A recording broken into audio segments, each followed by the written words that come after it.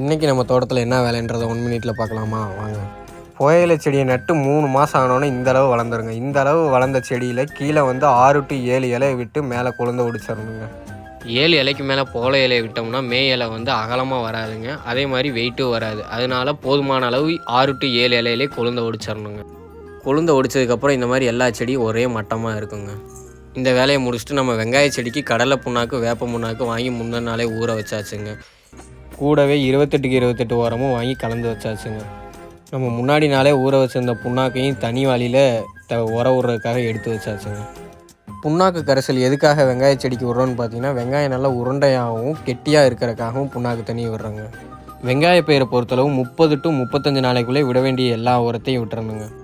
நாங்கள் இந்த மாதிரி தண்ணி போகிற வாய்க்காலில் தாங்க புண்ணாக்கு கரைசலையும் உரத்தையும் விட்டோம்.